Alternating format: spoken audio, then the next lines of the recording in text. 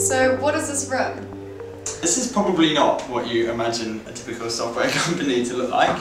We have spaces in the agency for feeling creative and being creative. And what do you do here?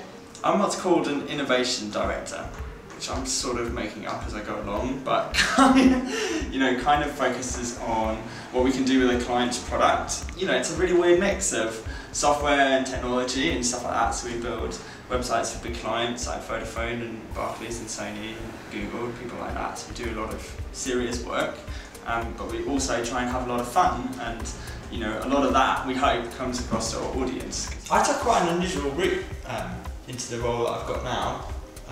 Quite a strange journey in a sense, and I really taught myself probably 3 or 4 years ago to code reasonably well.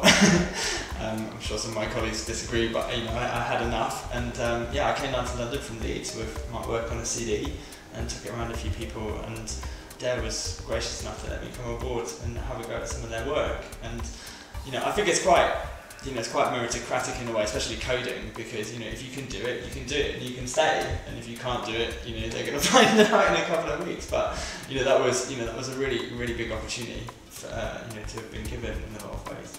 What projects are you most proud of?